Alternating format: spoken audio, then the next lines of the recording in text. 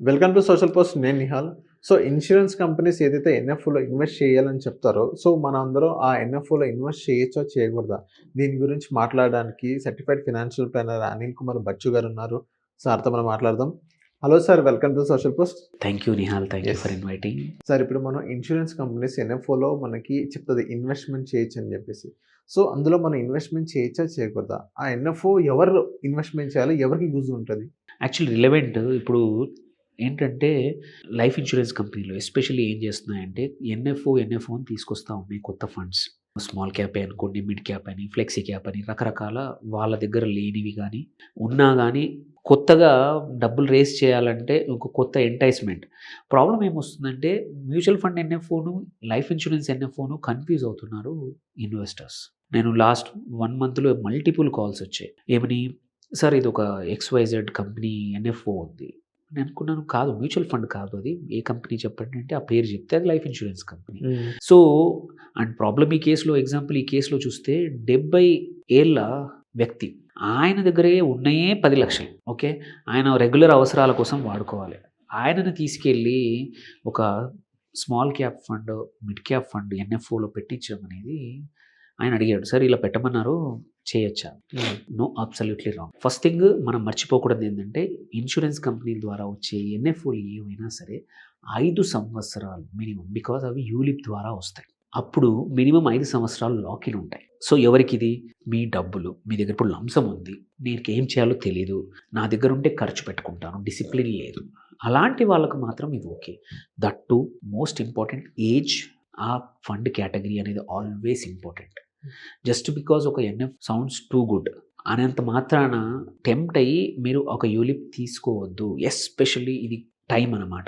Year end, year start. చాలామంది insurance company అడ్వైజర్లు are తెలిసిన వాళ్ళు, ఫ్యామిలీ వాళ్ళు ఇది చూపిస్తారు మనకు సెంటిమెంటల్గా. ఇయర్ అయిపోతుంది, లాస్ట్ ఒక చేయండి, ఒక 10 లక్షలు పెట్టండి, 5 లక్షలు పెట్టండి, 2 లక్షలు పెట్టండి, ఆర్ కొత్త సంవత్సరంలో మొదటి వీక్లో ఏమన్నా పెట్టండి, ఇన్వెస్ట్ చేయండి. నాతో ఇంపార్టెంట్ ఏంటంటే ఇది మీకు సూటబుల్ అవుతేనే తప్ప don't take any investment decisions, especially with insurances.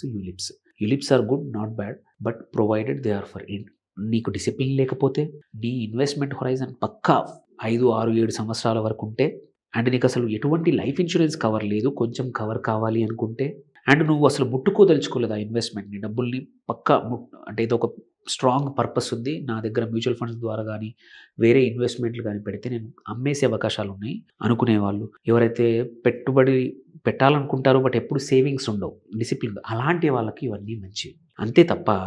And కొద్దిమంది ఏంటంటే ఓల్డ్ ట్యాక్స్ రెజ్యూమ్కి వెళ్ళినప్పుడు 1,50,000 వరకు మనకి యూలిప్స్ అవకాశం వస్తుంది.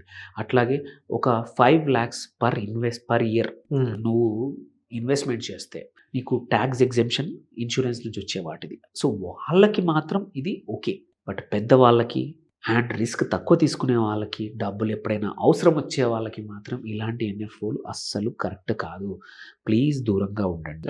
అండ్ అన్నిటికన్నా ఇంపార్టెంట్, December 31st అని, Jan 1st అని ఎవరైనా తొందరపడితే వాళ్ళ టార్గెట్స్ కోసం వాళ్ళు పెడుతున్నట్టు, అవసరానికి కోసం కాదు, వాళ్ళ టార్గెట్ కంప్లీట్ చేయడానికి. ప్లీజ్ ఏ ఇన్వెస్ట్మెంట్ కొనాలన్నా అమ్మాలన్నా ఎవరో ప్రెషర్తో చేయకండి. డేట్ ఫాస్ట్గా నాకు ఇవాళ చెక్ ఇచ్చేసేయండి, పర్లేదు మీరు తర్వాత ఓకే చెప్పండి అనే వాళ్ళు కూడా ఉంటారు. Please be careful. తొందరపడి చాలామంది అంటే యూజ్ కాని ప్రోడక్ట్, అవసరం లేని ప్రోడక్ట్లో ఇన్వెస్ట్ చేసి ఇబ్బందులు పడుతున్న వాళ్ళు, ట్రెడిషనల్ పాలసీలే కానీ ఈ యూలిప్స్లో కూడా వాళ్ళకి తెలీదు, 5 సంవత్సరాల వరకు అని చెప్పరు. అండ్ ఇంకా వేరే benefits, false benefits, especially digital distribution companies వచ్చాయి, ఇన్సూరెన్స్ కంపెనీస్, వాళ్ళైతే ఇంకా ఘోరంగా ఏది చెప్తారో కూడా తెలియదు. ఎందుకంటే అమ్మేవాడు సేల్స్మెన్, వాడు ఇవాళ ఉంటాడు రేపు వెళ్ళచ్చు. అవును. సో మీరు అదే మనకు తెలిసిన ఇన్సూరెన్స్ అడ్వైజర్ కానీ ఏదైనా ఇన్వెస్ట్మెంట్ అడ్వైజర్ అయితే మనిషిని వెళ్ళి కలవచ్చు. ఇట్లాంటి పెద్ద కంపెనీస్లో నీకు తెలియదు. సో వాడు ఏదైనా చెప్పేస్తే నువ్వు నమ్మేస్తావు, కొనేస్తావు. తర్వాత అవసరం వచ్చినప్పుడు ఎవరు ఉండరు, ఉన్న వేరే వ్యక్తి ఉంటాడు, మీకు చెప్పలేదని అంటాడు. సో ఇవన్నీ చూసుకుంటే లైఫ్ ఇన్సూరెన్స్ ప్రోడక్ట్లు ఎస్పెషల్లీ యూలిప్స్ ఉన్నప్పుడు కొంచెం 1కి 2 సార్లు ఎన్ఎఫ్ఓలని టెంప్ట్ అవ్వద్దు. ఆల్రెడీ ఇన్వెస్ట్మెంట్ చేసిన పరిస్థితి ఏంటి సార్? ఇప్పుడు ఇన్వెస్ట్మెంట్ చేసిన వాళ్ళది ఏమి చేయలేము, 5 years వరకు ఉంచాల్సింది. పర్ఫార్మెన్స్ బాగుంటే ఇంపార్టెంట్ ఏంటంటే ఇక్కడ మీ అవసరానికి తగ్గట్టు అయితే పర్లేదు. నేను చెప్పాను కదా, అవసరం ఎవరికి లాంగ్ టర్మ్, డిసిప్లిన్ లేని వాళ్ళు, ట్యాక్స్ కోసం, ఇట్లాంటిది బెనిఫిట్ కోసం, అండ్ ఇన్వెస్ట్ చేసి మర్చిపోదామనే వాళ్ళు కొద్దిమంది ఉంటారు. నాకు మాటికి వద్దండి, నాకు ఇన్వెస్ట్ చేసి మర్చిపోతా, 6 సంవత్సరానికి 5 లక్షల చెప్పండి, కొద్దిమంది ఉంటారు అలా. అంటే ఎక్కువగా వాళ్ళు పిచ్ కూడా వినరు.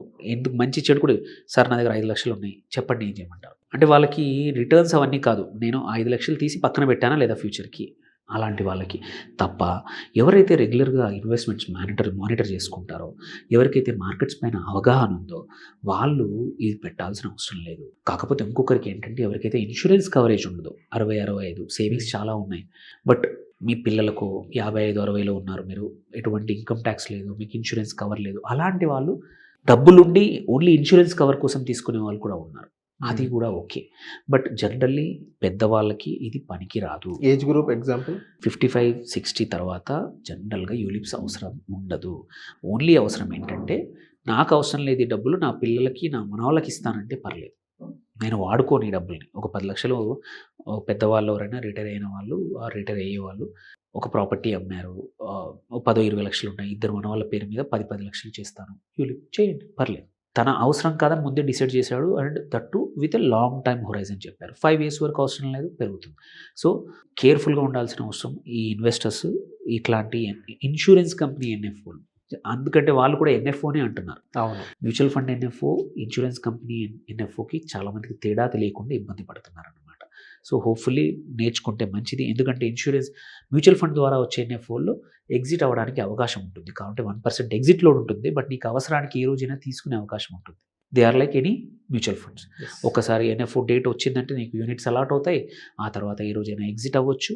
ఆర్ అడిషనల్‌గా ఇన్వెస్ట్‌మెంట్ కూడా చేసుకోవచ్చు. పార్షియల్ విత్‌డ్రా చేసుకోవచ్చు. ఫస్ట్ 5 ఇయర్స్ అనే లాక్-ఇన్ ఉండదు. సో అందుకోసమే ఈ ఎడ్యుకేషన్ వీడియో ఎస్పెషల్లీ చాలా 2 రాష్ట్రాల్లో ఈ last few days of year మళ్ళీ first 1 to 10 days of a year కూడా హ్యూజ్ బిజినెస్ జరుగుతుంది ఇన్స్యూరెన్స్‌లో ఇట్లాంటి టెంప్టేషన్‌తో. కొంచెం జాగ్రత్తగా ఉండడం అనేది వాళ్ళ చేతిలో ఉంది. Okay. So thank you sir మా సోషల్ పోస్ట్ వచ్చినందుకు. Thank you.